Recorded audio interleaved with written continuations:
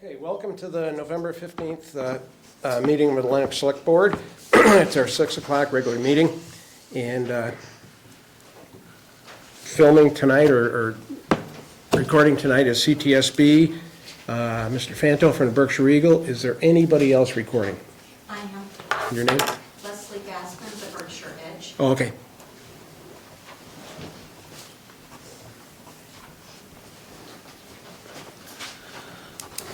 Okay, thank you. So the first item on the agenda is the acceptance of minutes from November 1st. Mr. Chairman, I move to approve the minutes from November 1st, 2023 meeting of the Lenox Selectboard. Second. Any further discussion? All those in favor? Aye. Aye. Abstain. So next up is there anybody here for Citizens Open Forum? No, so Lenox here, residents. so here's how we handle Citizens Open Forum with this board in this town. You're allowed, if you're a citizen, you have a residence here, you can speak for 2 minutes. There's many reasons we do it this way, or it has to be done this way. We don't enter into discussion back and forth for good reasons. It's against the open meeting law, it's not on the agenda, we can't make any decisions, we can't do anything except what you, just make a statement, we can listen to that statement and say, thank you. And then, plus, in fairness to the board, if people come up with something we're not prepared to talk about, it's just not fair. You know, we have to know that ahead of time. So any discussion back and forth isn't allowed. You're allowed 2 minutes to speak. Now, I'm going to say this because a lot of people showed up, and I respect that. I really and truly do. And you should be, we can't just say, okay, speak for 2 minutes and then go home. We should have some dialogue back and forth. We can't do it at this open meeting. We have a relatively short meeting tonight. I'm willing to stick around after the meeting, if you folks are, and maybe one of the board members, we can't have the whole board here because of open meeting law. If one of my colleagues would like to volunteer to stay here with me, I'd love to sit here as long as it takes tonight to get your opinions. You can hear my opinion if you would, and we can get a dialogue going back and forth. If that works for people, fine. If not, you can have your 2 minutes just to make a statement, and we'll go that way. Is there a consensus that everybody's okay with that? Yeah. Is that all right? Okay. That's great. So, that being done or said, let's adjourn the meeting. Let's move on to Citizens Open Forum. So the general business. We have a one-day all alcoholic request of Linda Strip Mezzi Events, January 6, 2024, from 4:30 to 10 at Benford Hall. You have a motion on that? All the paperwork is in order and everything's. So I move to approve the one-day all-alcoholic license request of Linda Strip Mezzi Events for January 6, 2024, from 4:30 to 10 p.m. at Benford Hall. Is there a second? Second. Any discussion? All those in favor? Aye. Aye. Can I ask you a question? Certainly. Is there anybody here that wanted to speak on something other than? I should have said that, but I did. Is there anybody else who wants to speak on anything other than rest of the river? Oh, okay, Okay, good point. thanks. Okay, next under general business is our annual tax classification hearing, and we have to open a public hearing. We'll hear from our assessors and Mr. Ketchen, and we'll go through that. So if I can get the public hearing open. Mr. Chairman, I move to open the public hearing. Those in favor? Aye. Aye. Aye. Okay, so we have Tom Romeo here from the Board of Assessors, and I'm sure he'll get back up from Chris Ketchen. Who else you got out there, Tom? Okay, again, here we are again. Thanks for the opportunity to present this year's data. Heather Durant, our assessor's clerk, is here somewhere. And Heather joined us last year, and we were very pleased that she joined us in September of '22 after working in Dalton for many years. She hit the ground running, and we're very appreciative of her hard work as she's transitioned to a new town, a new data system. and she's proven to be a true asset. We're very fortunate to have her. In addition to myself, I believe Wayne is here somewhere, Wayne Lemansky, and unfortunately, our other board member, Jamie Masana, couldn't make it tonight. It's been a very interesting year, not quite what we projected last year, as the values increased, but not at the rate of last year, thank goodness. Total real and personal property growth increased at a medium range of, for residential, the median was from 4 to 6, with the single-family houses being on the low end and condos at the higher end. Last year, you may remember, it was between 21 and 25%.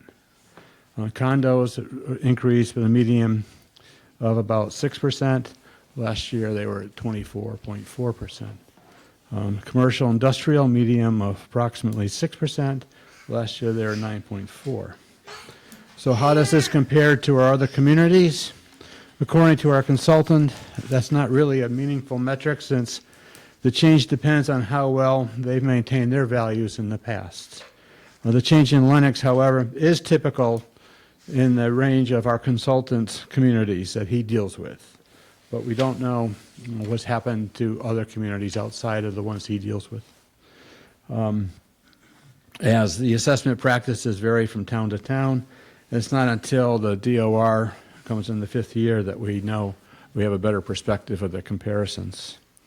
On a different topic, we had another good year for tax levy new growth with $207,304, although that's down from last year's of $308,847.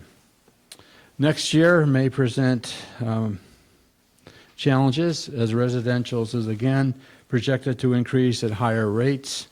Hopefully, the increase in new growth, perhaps from the developments on Pittsfield Road, will help soften the impact of the residential side. So, thank you again for letting me present our information this year, and I'll turn to Chris to present the next steps and answer any questions you may have. Thanks, Tom. That was great. So for the record, Christopher Ketchum, Town Manager. So just by way of background, I know most folks are familiar with this, but under Mass General Law, Chapter 40, Section 56, the Board of Selectmen have to establish what is called a residential factor for the purposes of taxation on real property, commercial versus residential, or commercial, industrial, personal versus residential property. You do that by establishing a tax residential factor at the end of this hopefully short presentation. I think one of the things we always strive for every year is when we go to town meeting, we try to come back to you in the fall with the exact levy figure that we presented at town meeting, and that's the case tonight. We're anticipating at the time that a growth in the levy of 4.48%, which is what was presented, would be an apples to apples comparison with what that would do to the typical single-family tax bill. That is not the case for factors that we'll discuss here in a moment. The situation's actually improved since May, so that's a bit of good news.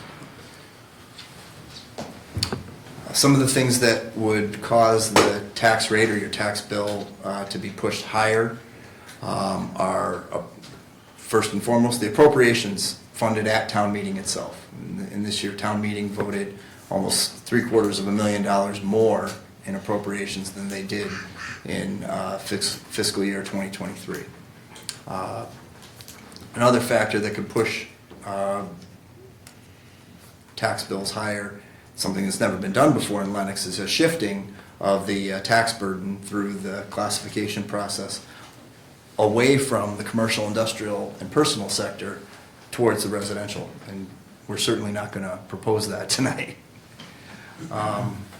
So then you're left with factors that want to push the property tax bills lower. New growth, this is property that's taxed for the very first time. So if you have a vacant lot and someone puts a house on it, the value of the house is considered new growth, and it contributes to the whole, and it deadens the impact to the rest of the taxpayers.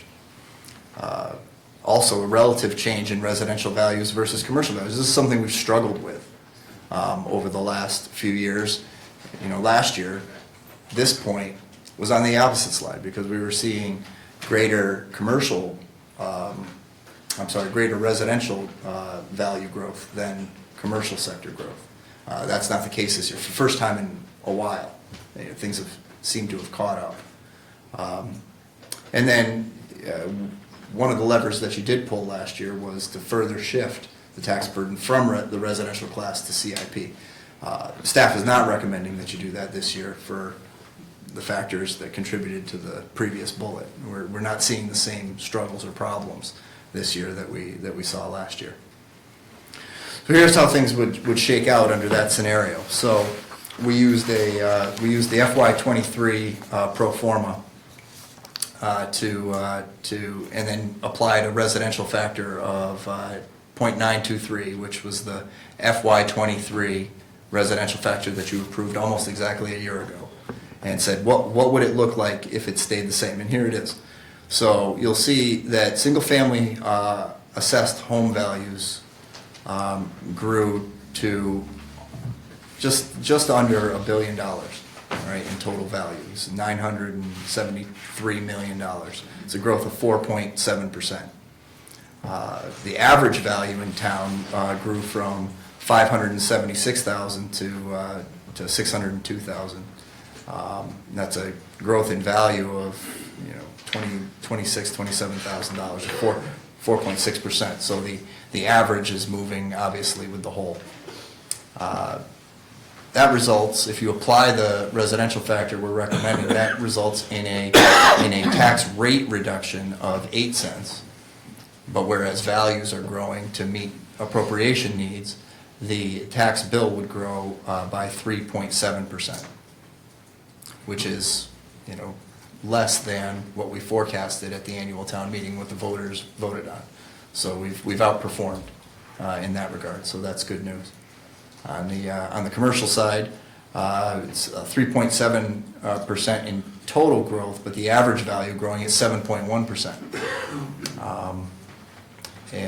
So that would, if you kept the split tax rate, which is what the residential factor does, by shifting it, you have two different tax rates in town. So commercial rate would drop from $12.96 per thousand to $12.86, or 10 cents, roughly 3/4%. However, the appreciation in value translates into an average tax bill that's 6.3% higher than last year. So, and then the median values flow on the residential single-family side in relative proportion to the average values. The median value is much lower, 482,000 versus 602,000. But the percentages track roughly the same, hovering at about 3.5%, whereas we were forecasting 4.5% at town meeting. So that's good. So we're supposed to show you the option tables. You'll like some more than others. And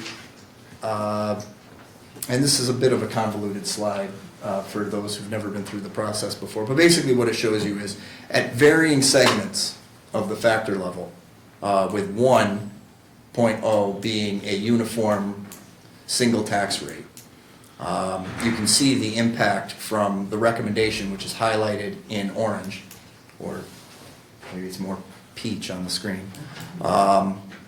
You can see at quarter increments what various tax factor options would have compared to where you are today. So if you were to go all the way back to a single rate from the current split rate, that would be a uniform tax rate of $9.85 per thousand across all sectors. That would be good news for commercial, industrial, and personal. It would reduce their tax bill by over $4,000. Unfortunately, it would also raise the average single-family homeowner by almost $500.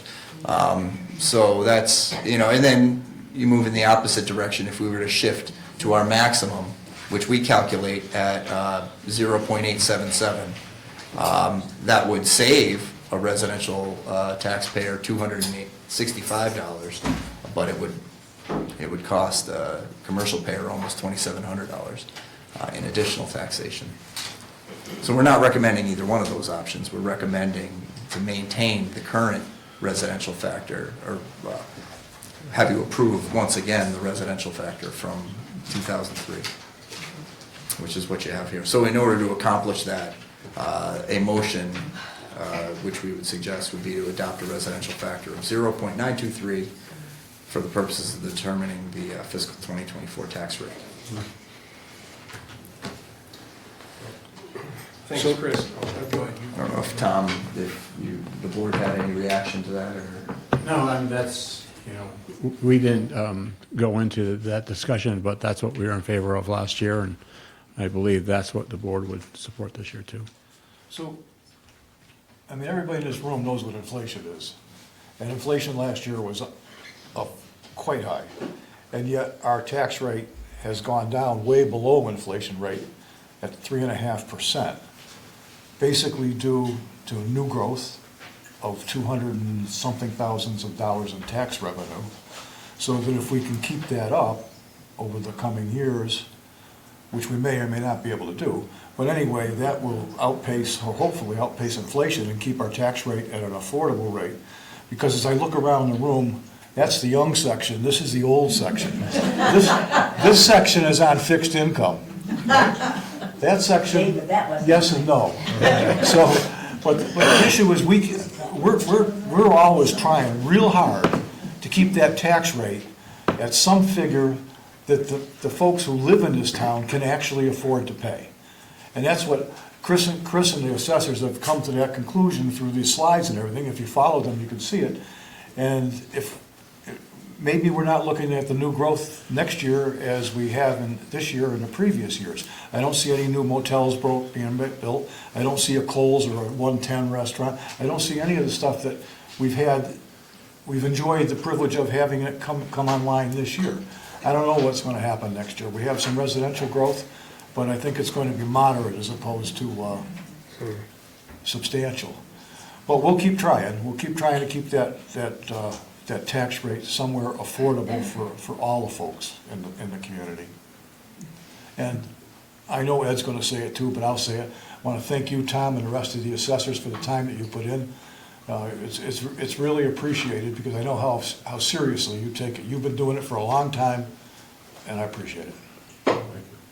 I've been going to the meetings, I make about every other meeting, just because it's a good learning experience, to sit there and, listen to how it's all done, how the sausage is made, and to sit in and listen to the assessor, to Mr. Carpinos, yeah. To listen to his sense of it all, and it's difficult at best. So I really appreciate what the assessors do, the board and our assessor. Thank you very much. Yeah, I agree. You have to be cut out to understand all this. Yeah. It's hard. But one thing I'm glad to see is the commercial values have come up. I mean, to me, that we struggled with that. We really did, because during COVID and after, the commercial went down, and it was a struggle. And I think this says something towards things are coming back now. And I'd like to look at it in a positive way like that we're looking a little better. And so that's, to me, that's a good point. And again, Tommy, thank you and all your guys, and Chris. I know you put a lot of effort into all this stuff. Mix, I think. So should we move to close the public hearing? Please. I'll put my glasses on so I can read the motion. I'll just move to close the public hearing. All right, I'll second it. How's that? All those in favor? Aye. Now you can do the next one. Is there a next one? Okay. Mr. Chairman, I move to adopt a residential factor of .923 for the purpose of determining the fiscal 2024 tax rate. Second. Any further discussion? All those in favor? Aye. Aye. Thank you. Okay, so next thing on the agenda is, I want nobody to forget that we have a town meeting coming up November 30th, and we have the town warrant in front of us. This is the final town warrant. We're going to sign this tonight, I hope. And so if we go over each one of these, Chris, if you want to just go through the highlights of it, I appreciate that. Sure, so we have, what I guess is hopefully a final draft warrant. There's gonna be 7 articles on the final draft. We've lost a couple of, planning board is not gonna pursue a couple of articles that were on a previous draft, and there is I believe the Conservation Commission is going to step in on a property on West Street that originally the selectmen had looked at, so, for donation, not for purchase. So that pares back a little bit of the warrant. I'll go through. Article 1 is the standard waiving of the 2/3 declaration. There's always an opportunity to appeal with, a certain number of hands being raised. To the extent, but it does help move the meeting along to have some of those consent items approved by voice vote, so this is what facilitates that. Article 2, this is a $3 million appropriation and borrowing authorization to my office for the paving of town streets, construction of sidewalks, and reconstruction of sidewalks. So this is the authorization to complete design and bid construction documents once design is complete for sidewalk reconstruction in the village center, and the bulk of it will be for repaving of Housatonic Street east of the bypass, and redoing the entire sidewalk, the length of Housatonic to East Street, and then construction of a new sidewalk from East Street to Crystal Street. So that's Article 2. Article 3, this is the commitment that we made to town meeting last December. This is the establishment of a debt service stabilization fund and an appropriation to that fund. So we're gonna first create the fund, and then we're going to ask town meeting to appropriate $1,750,000 into that fund. This is the program that we presented to town meeting last year, whereby we would create a stabilization account to deaden any impact of negative outcomes with various building projects that we're undertaking. Most notably, the wastewater treatment plant at $45 million and the public safety complex at $25 million.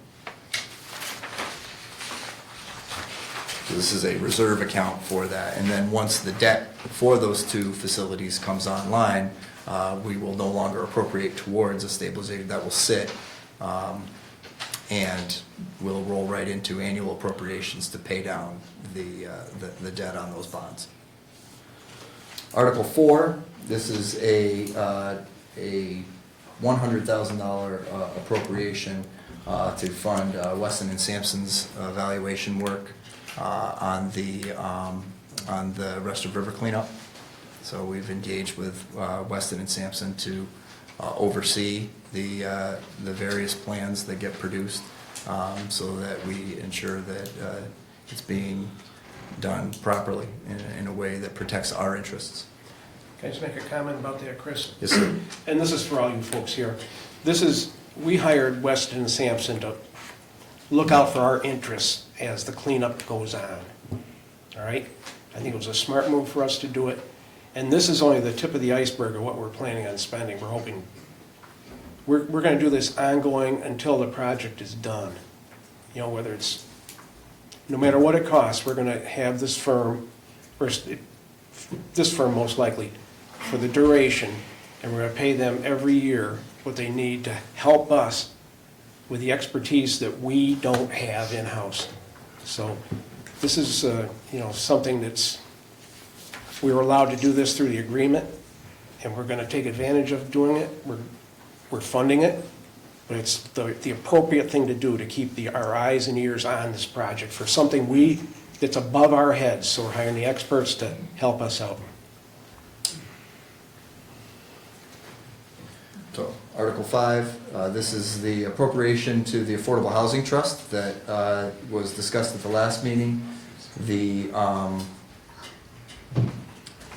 I pulled the draft copy. Does the final copy indicate that the Finance Committee has approved? Yes, it Okay, does, great. yes. So, the Finance Committee has approved all of the appropriation articles, just to get that out of the way. So this is a $95,055 appropriation to the Affordable Housing Trust. So every year we take in a rather large sum of lodging tax. Some of that lodging tax, or 90% plus is generated through traditional lodging establishments. Roughly 10% plus or minus is derived from short-term rental tax. This takes 25% of that sum that's generated from short-term rental lodging tax and moves it into the Affordable Housing Trust. I think that it was the board's sense, and certainly my professional sense, that there, while not fully quantified, there is some nexus between those two policy spheres. So we thought it was appropriate to fund the housing trust with at least a portion of that revenue, 25% in this case. And then Articles 6 and 7 are both cleanup items that are being proposed by our planning board. The public hearing was last night. Article 6 relates to ground-mounted solar photovoltaic installations. And the Article 7 is a zoning bylaw amendment dealing with hotel, motels, and inns. So the planning board, these are placed on the warrant at the request of the planning board. And I did not attend their public hearing last night. I was attending a finance committee meeting and a different public hearing, but my understanding is that that was relatively straightforward. I gotta throw myself on the mercy of Deanna. I wrote on the top page of this, so you'll just have to rerun this one page. Thank you. We have another. Sorry about that. Super. I got it. Started making little notes. You can write on it, we just can't change it. Yeah. All right. So that is the warrant. So, the town meeting is under this draft, November 30th. It will be, provided you all approve, it will be posted tomorrow, and our constable, AKA police chief, will post it physically in 3 conspicuous locations in the town. It'll be placed on the town website, and we'll have copies available in the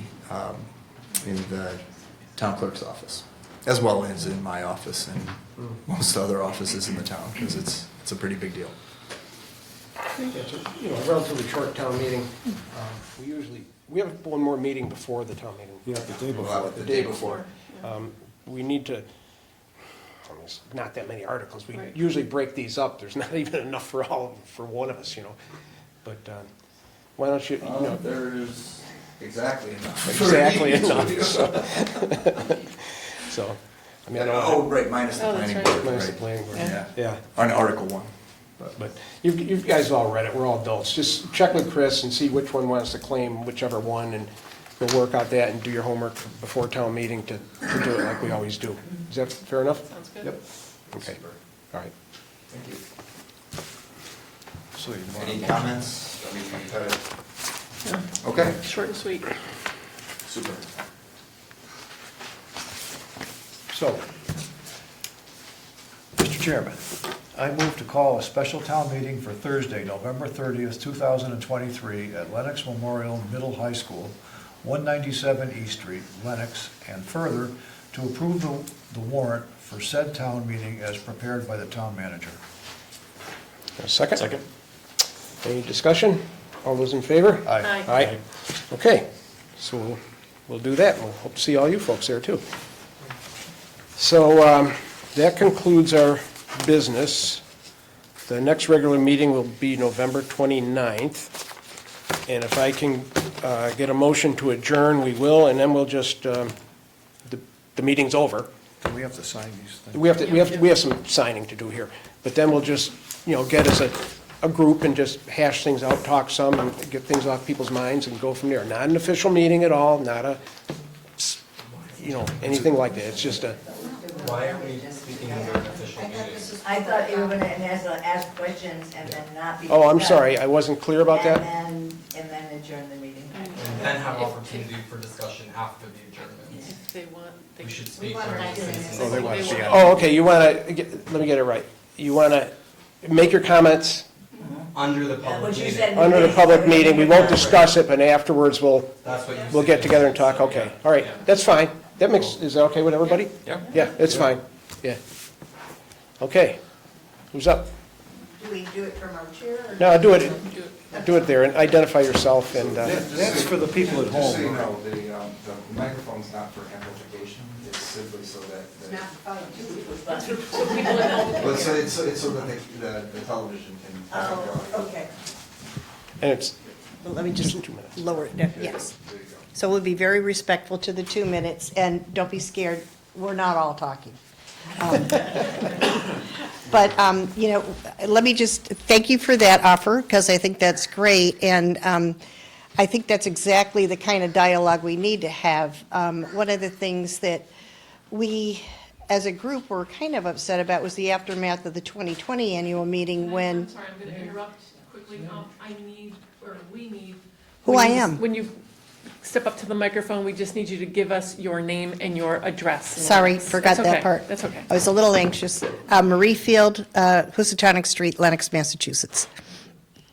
And so anyway, going back, thank you for the offer.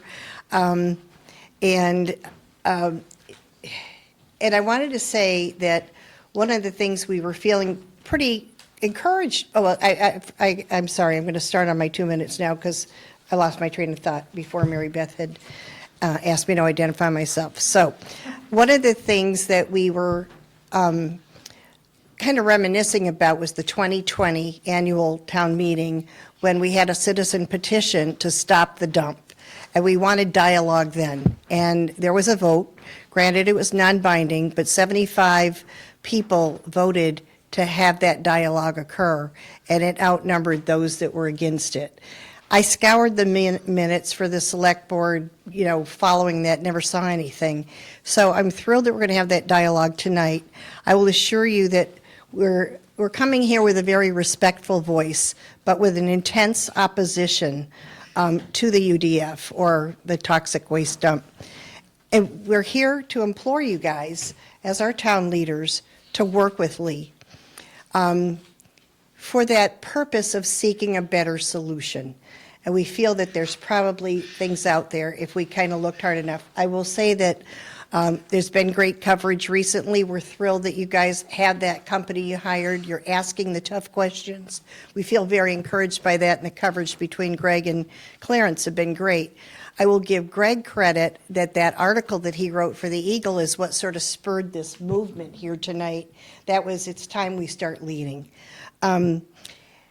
We really have heard their plea, and we felt it was important as Lenox residents and Lenox voters to join our friends from Lee and talk to you guys tonight. So we have a petition, I'll hand it over later, but on that petition, it's a little bit mixed with Lee and Stockbridge folks also, but there's 44 Lenox residents that came to sign this, and it's, to use your phrase, Eddie, it's the tip of the iceberg.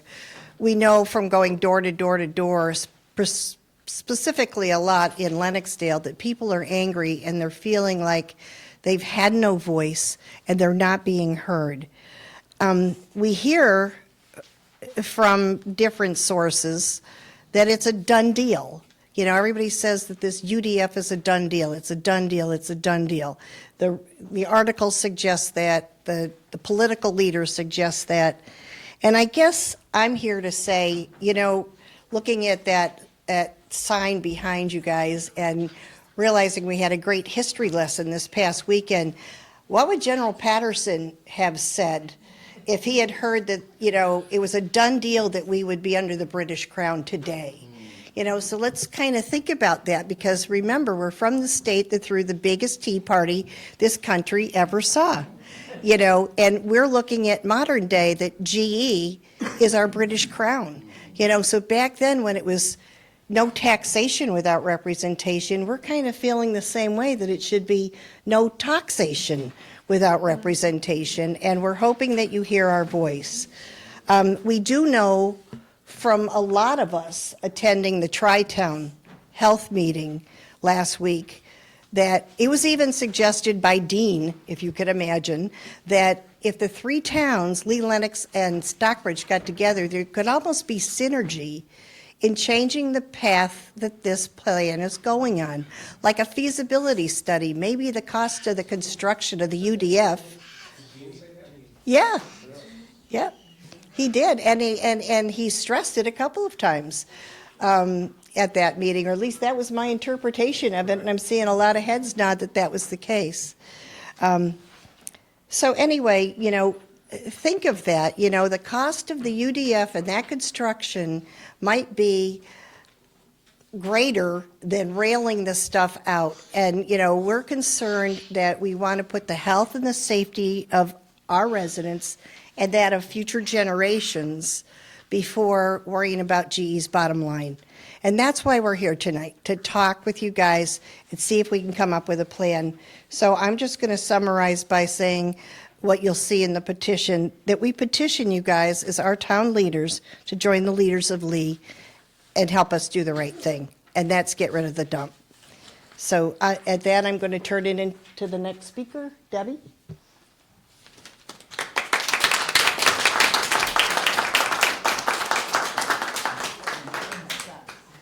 Hi, Deborah Kelly, 74 West Street. Good evening.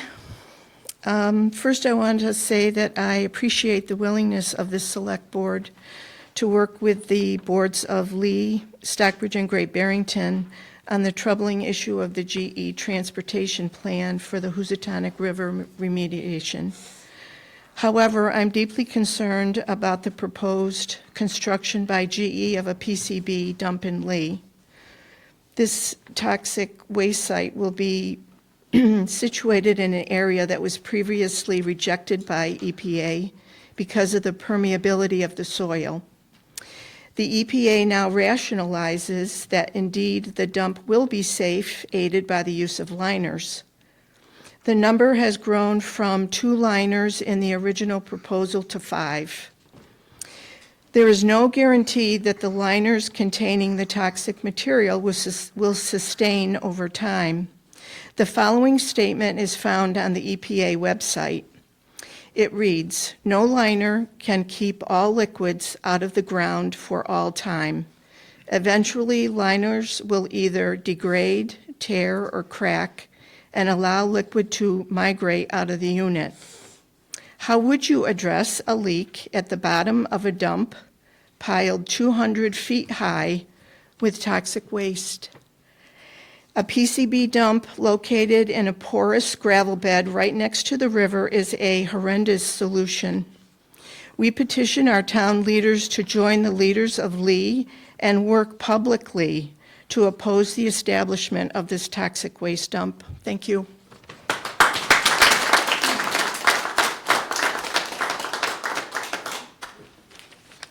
This is a little bit more of a personal statement. Good evening, my name is Verena Smith, and I live at 403 Walker Street. My husband, my son, and I moved from Pittsfield 4 years ago, so my son could attend Lenox schools, and we're very happy here. We love this town, and when asked where we live, we're proud to say we live in Lenox. And I don't want that to change. I want to be proud of this town and its leadership for fulfilling their responsibility toward their constituents by doing everything in their power to protect them. And that means opposing the Housatonic River cleanup plan in its current format because it's not what is best for the people of Lenox and Berkshire County. I am horrified to think of thousands of trucks filled with contaminated soil driving by my house for the next 12 to 15 years. Without a doubt, PCBs will be released into the air, and every time we step outside or walk our dogs on the beautiful new sidewalk along Walker Street, we will have to worry about PCBs in the air and maybe even on the ground from leaked materials off the trucks. My main concern, of course, is my son. He is 12 years old. Sorry.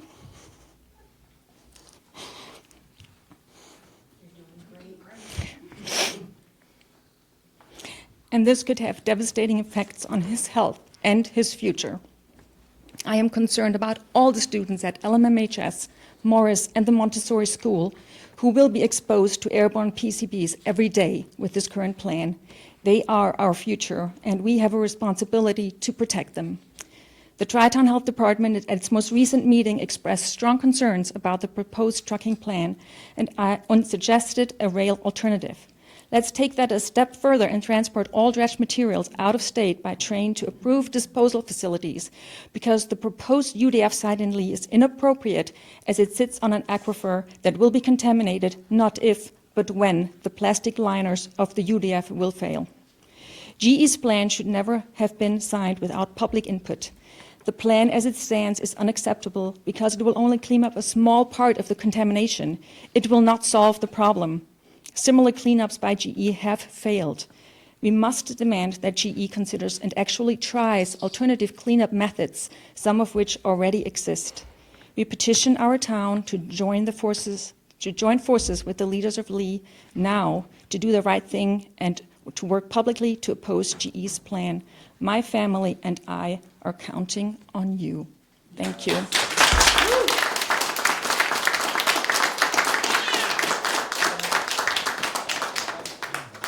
Hello, my name is Laura Bergman. My husband John and I live at 12 Woods Lane on Fairwinds 2 in Miraval. My mother-in-law lives next door at 10 Woods Lane. My husband and I moved here several years ago, approximately 6 years ago. My husband is a composer, and he also happens to be blind. The reason he's blind is he had a tumor as a child in the center of his optic chiasm. We moved to Miraval because I believe in wellness, and we moved there because we wanted to be well. We love Lenox. We live half of the year, or less than half of the year, in Palm Beach. My brother-in-law is an attorney in Washington, D.C., and we are disgusted with the fact that this is going in our neighborhood. You have to look at the long-term consequences of this for children, which affect adults, which affects our community. This is a horrendous discrepancy that's being done against our area. And I'm, for one, disgusted with it, and I certainly will stand against this. I came here tonight to insist that the Lenox Selectboard attend the meeting November 28th at Lee High School, where representatives of GE will present on their transportation plan and where representatives of the EPA will be here to comment. GE's transportation plan surrounding the UDF on October Mountain will impact Lenox for the next decade and beyond. Lenox visibility at a meeting of this significance cannot be understated. I understand that you will need to call an official meeting of the Lenox Select Board in order to attend, and I insist that all 5 members of the Lenox Select Board attend this meeting, unless anyone has declared a conflict of interest. I thank you so much for allowing me to speak, and I hope that you've heard my request. Thank you.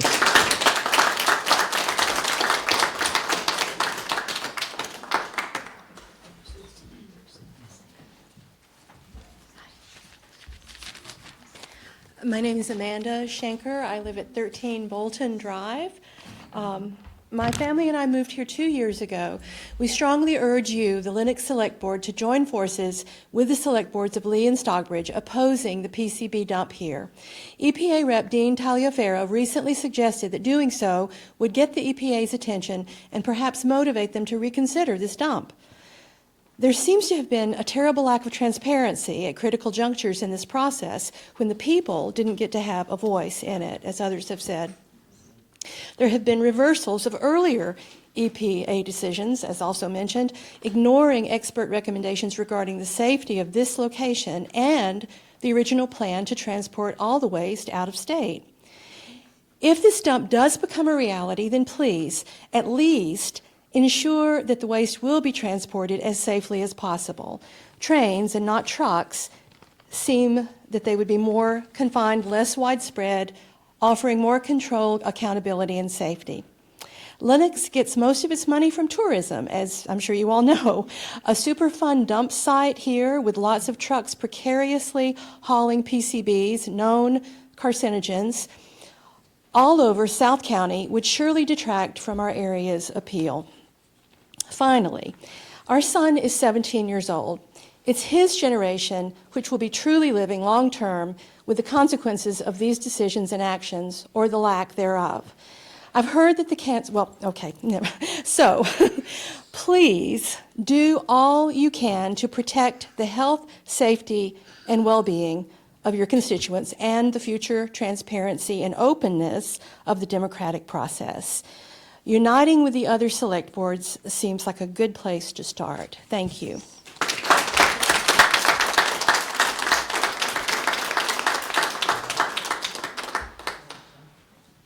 Susan McNinch, Lenox, 421 East Street.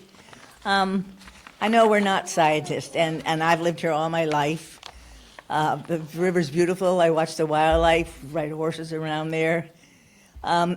We don't know what's going to happen by the dredging, and there was just on PBS radio today that the Hudson was dredged about a decade ago, and it's not good. It's still got the PCBs and all there. So are we digging up Pandora's box? Do we know what we're doing? I think the more people we talk to and the people that you've hired may be, a good thing. But I think we need to stop, really stop, before we start dredging and doing what we're doing. And I think we should talk to people who did the Hudson River things. And I think we need to work on a lot of things before we get going on this project. Thank you.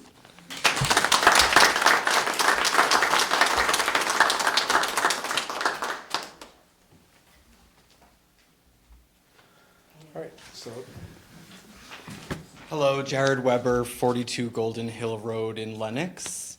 I came here tonight because I want you to make efforts towards the creation of a public and ongoing working group with the Select Board of Lee to respond collaboratively to any part of GE's plan that is currently in the public comment period with the EPA.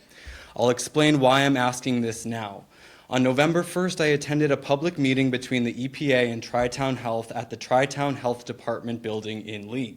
The meeting was the first opportunity for public discourse on GE's transportation plan that had just been released for what is known as the Rest of River cleanup. At that meeting, Dean Tagliaferro, a key representative from the EPA, stated that there are three possible outcomes for the transportation plan at hand. The first is that the plan can be simply accepted as written. The second is that it could be accepted with comments. And the third is that it could be submitted for a full rewrite. The third scenario gives us, the people, the town of Lenox, the best opportunity of delaying GE's work, which will in turn provide us with the most time to create a comprehensive plan to minimize the impacts of GE's project, or better yet, to pursue efforts to rescind the 2020 contract. I will add here that I expect a Lenox Select Board who can publicly state that a toxic dump on October Mountain is bad for Lenox, and a Select Board who endeavors to minimize the impact of this project on its constituents and on town infrastructure. Dean also stated that comments coming from the towns in a united, collaborative manner will carry more weight than comments provided by the towns individually. This means that Lenox's comments on any and all of GE's plans, specifically the transportation plan, will simply be more impactful with the EPA if made in unison with the Select Board of Lee. This is why you need to immediately seek to create a public and ongoing working group with your counterparts in Lee, all of whom, by the way, publicly oppose GE's toxic dump on October Mountain. I'm disappointed in anyone who had a hand in signing the 2020 contract and in anyone who has rationalized this solution as the best Lenox could hope for. I will be staying very close to this issue going forward, and lastly, I very much welcome an open dialogue on this topic with each and all of you. Thank you.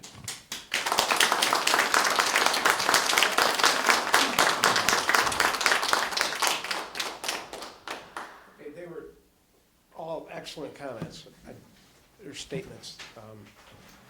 We all, oh, I'm sorry, yeah, I should, is there anybody else, jump up? I'm Phoenix Haynes. My husband and our kids live on Crystal Street. We recently moved here about a year and a half ago, and we were just really disappointed to hear about this entire agreement being made sort of without the public's input. It seems like there wasn't a lot of transparency when the agreement was made during COVID, right at the start of COVID. Our kids go to the Montessori school right down the hill, and when we moved here, we weren't really told anything about this. It seems like a lot of our town isn't even aware of this issue based on, even though this room is so full, based on the amount of people that are in this room, it seems like there could be a lot more people that should know about this. So we're just really curious why the public wasn't involved in the decision or at all. We recently heard even that there was a rail siding for the possible transportation right on the Mill Street Bridge, which is a hop, skip, and away from our house, which would mean that this contaminated material was being spilled out, hopefully not spilled out, but it's being spread into the air and everything right on our walk to work. On our walk to school. I walk my daughter to school every single day. So there's just a lot of things that we're concerned about. We would love to raise our children here, but it has to be safe for them and for our family. And we've invested our life savings into our home. Sorry.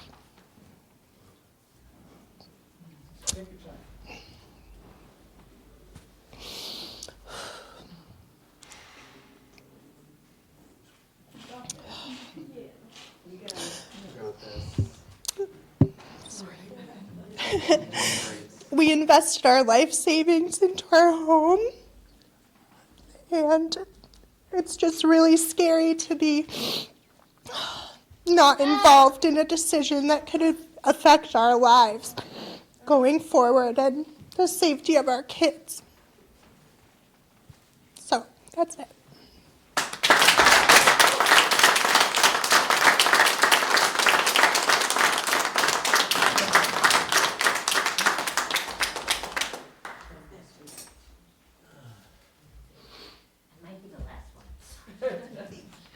So my name is Roberta Bianco, and I live at 39 Golden Hill Road in Lenox. I just want to say, I don't have as formal written as everyone else, but I just wanted to say I've lived there for 36 years. I've put a lot of time and effort and money into being a good steward of my home and our community.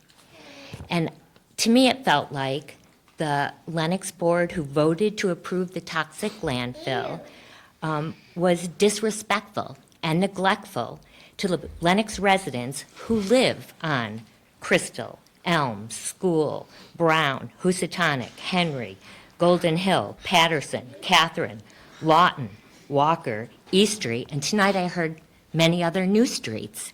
We are residents of this town, the whole town. We live east of Route 7 and 20, but we deserve the same respect as the people that live in town, in West. And I wondered if this toxic landfill had been proposed for Kennedy Park next to Parsons Marsh, would it have been approved? It sits in our front yards. Please, I implore you, please work with Lee, work with Stockbridge, make a change. Clean the river, but don't allow the toxic material to be in our front yards.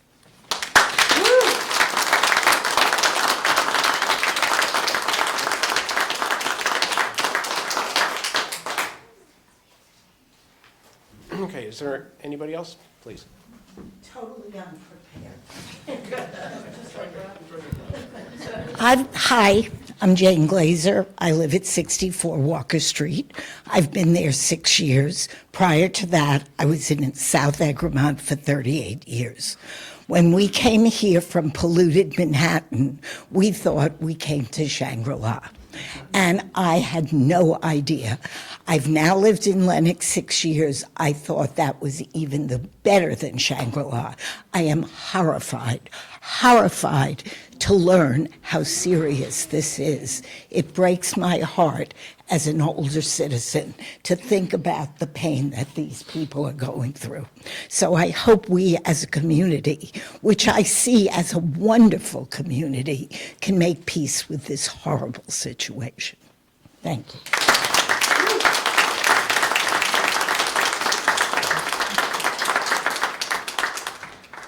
Steve?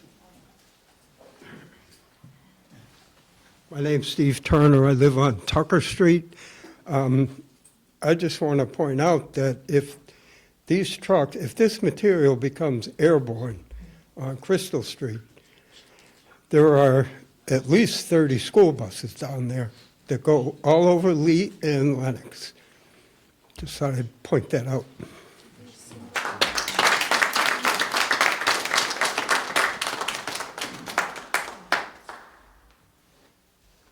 Okay, is there anybody else who wants to speak? I just have a general question. Sure. What is the best way for citizens to communicate with the select board? I've sent emails on unrelated issues that never were answered. I spoke to Mr. Ketchum when I was here on October 13th about an issue that I first sent the email in June, and no one ever answers. The email I resent on the 16th of October was never answered. The email was about getting a turnaround put at the end of a dead-end street in Lasher Lane. That simple. But what is the procedure for us to communicate best with the board? Where can we find when the meetings are, where they are? As you can see going forward, there's going to be a lot of people showing up. I mean, you guys have tried to put the issue to rest. It's just getting started. We're just getting started. So you have to live with the consequences of your decisions, and we have to we're banding together. We're citizens that are not going to let this go. We should have had a green cleanup from the get-go. We're selling health and wellness in the Berkshires. That's not what this is. You're talking about tax revenue tonight. Do you think putting a dump here is going to improve your tax revenue? 40% of the population are seasonal residents. I grew up here. I've owned property here since 1955. But I don't live here all the time anymore. I'm retired, and I wanted to spend, a good part of my retirement here, but I don't have to live here, but doesn't mean I should put up with this, or any of us should. So I think you need to look at the big picture. You're just looking at, kicking the can down the road. They were digging up PCBs from the side of the road 40 years ago and putting them in dumps. That's old technology. We should have a green cleanup. They should pull the permit. They should start over. And we should get a certificate from the EPA that the land or the area or wherever they clean up is certified to be reused. And the other thing that hasn't been done yet is a community impact study. Why are they doing it at the end of this project? I mean, it's obviously going to be a negative impact on the community. We haven't even talked about that yet. So why would anyone vote for some kind of project that literally, they permitted something that really didn't even exist? Because I've been going to these meetings for 4 years, mostly with the people from Lee. But now Lenox is on board, Stockbridge is getting on board, we're all gonna get on board. Because this is ridiculous. It needs to just start over, do something better, demand something green, because this is the Berkshires, this is what we sell. And all of our revenue pretty much is tourism. So don't sell, I'm more than happy to spread the word to the tourists, because I could spend my retirement dollars anywhere else. I have choices. A lot of people don't. They want to live here for a certain reason. That's why we live here.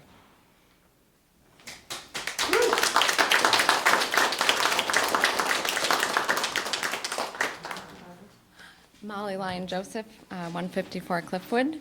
I also run restaurants in Lenox. So I'm very invested in our community. My family is being raised here.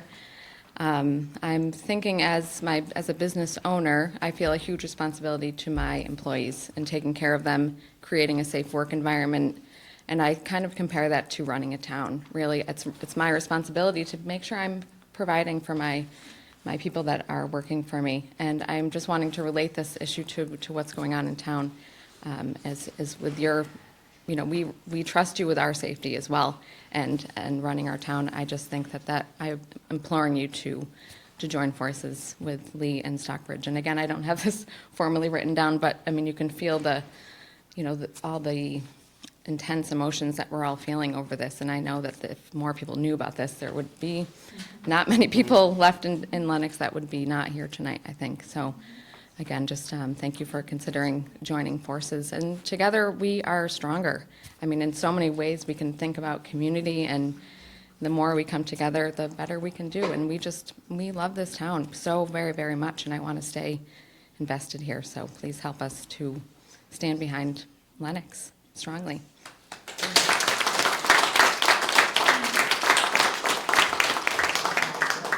I'm just going to step out and make just one comment, because it seems like the overwhelming theme here is work with the other towns, all right? So just so everybody knows, after the transportation plan came out, we reached out to all 5 towns. We've set up a working group with representatives, town managers mostly, from all those towns. That started 2 weeks ago. Our goal is to push as hard as we can push, as hard as we can possibly push, to use rail transportation. We didn't get into the UDF yet. That hasn't been talked about. But that's our goal, is to use rail transportation as much as it is humanly possible.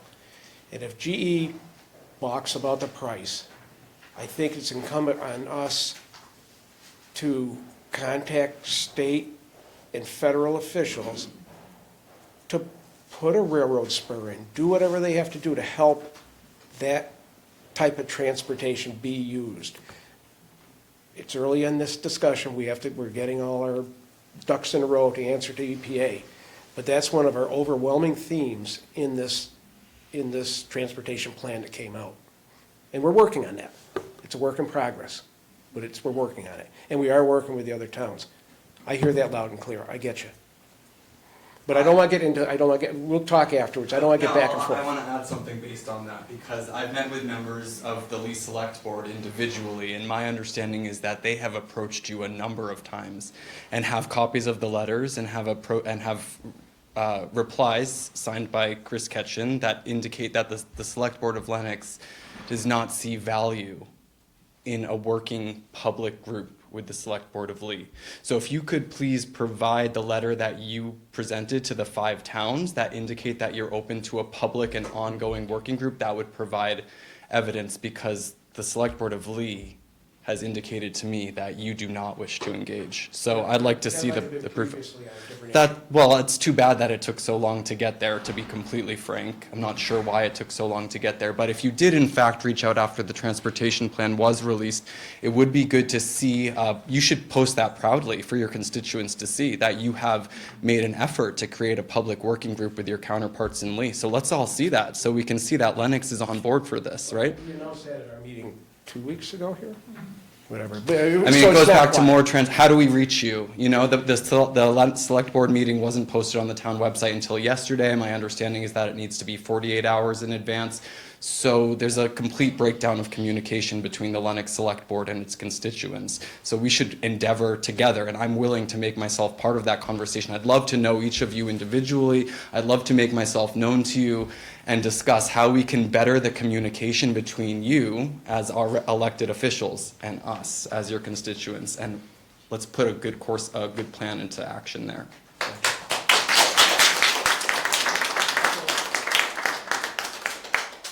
All right, is there anybody else?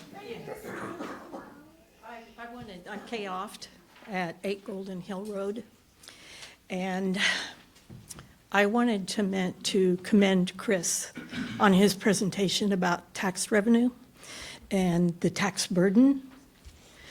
And I know how my taxes have gone up, but I'm willing to support the lifestyle that's provided here.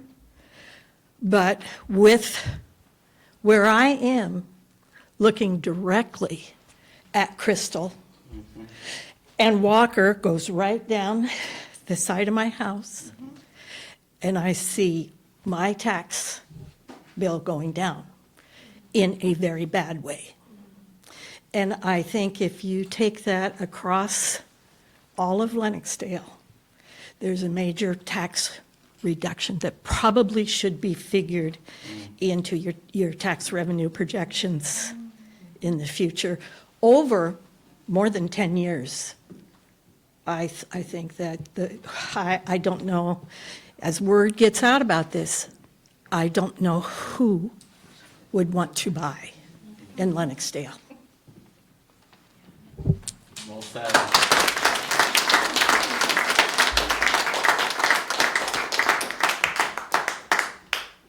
Can I just verify your email address? Is it selectmen@townoflennox.com? Is that your correct email address? Who gets those And emails? who answers those? The where? My executive assistant. Oh, And does it get presented to the select board? I mean, you don't respond to any of them? She distributes them to all of us. She has no authority. Well, like I said, I sent one on in June and what it, Fair enough, but we had that conversation, and that has to, if we're gonna put a turnaround there, it has to be. well, I built into resent it. it, like you said, on the 16th of Well, October. right, but Didn't get a we response. spoke, I don't wanna get into that. This is- Okay, well, I'm just saying, how That's does why a citizen contact the select Fair board? enough. Not just No, me, no, but anybody. the chairman's right. That's a fair question, but we can't get back and forth about that right here now. Okay, so that is You know, the correct that's a fair email question. I address, get you. and if citizens want to email the select board, that's the way they do it. Correct, yeah. Hello. Hi. Hi. Mark Manoli, Housatonic Street. I wasn't going to say anything because everyone has spoken so well this evening, but this matter is pretty urgent, so I'll say the words that I plan to. This project, this destruction of the river, destruction of the wetlands, destruction of the floodplain is massive. It's like trying to swat a fly with a wrecking ball. It just does not make sense. After years, many years of attending many meetings on this poor poisoned river, here's what I know about this foolish project. I know that this travesty of a project will leave a majority of the pollutants. Some say 70% will remain.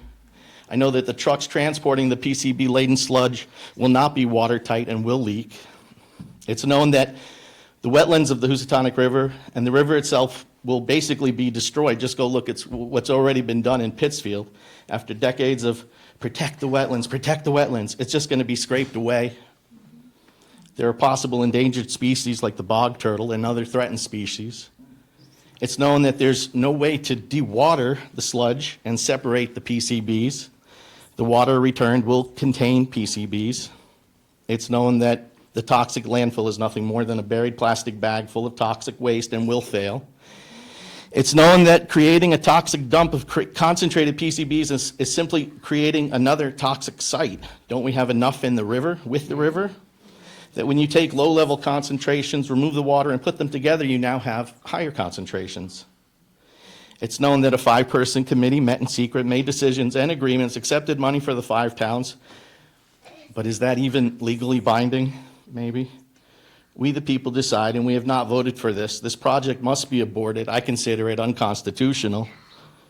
It's known that GE is getting off cheap, that the whole project has been orchestrated to pit town against town.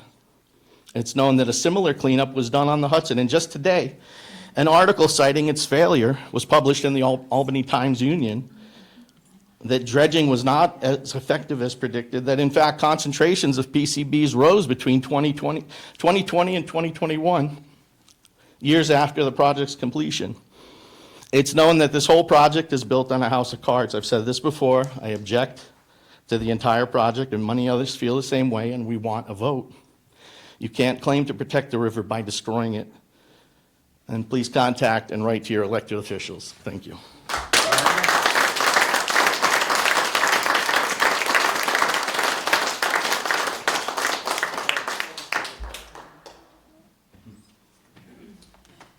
I got here a little late. I missed the questions. Is this a question?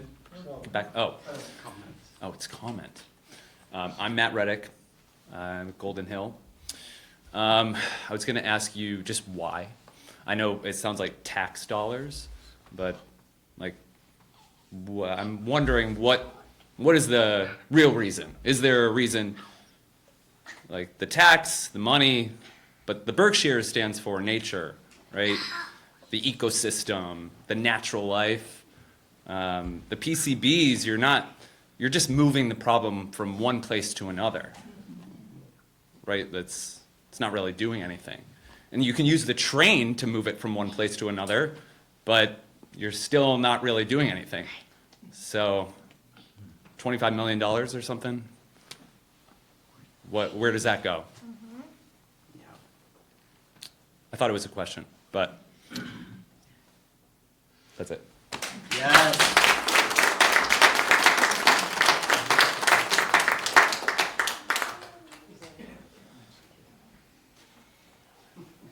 Okay, is everybody happy they've gotten to speak?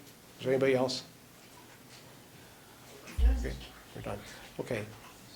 Wasn't exactly how I planned it to go, but it's fine. It was, I listened to every single word. I truly listened to every single word.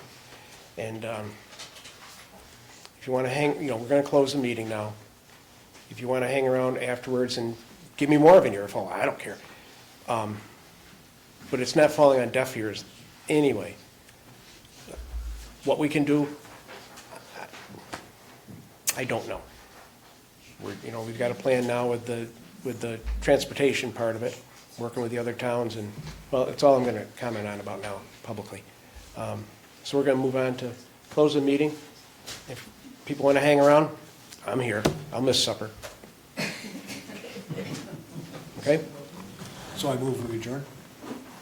Second. All those in favor? Aye. Aye. Okay. We can't have everybody stay. Yeah, I know. Just say that. There can only be 2 select board members stay, because of open meeting law. Does everybody understand that?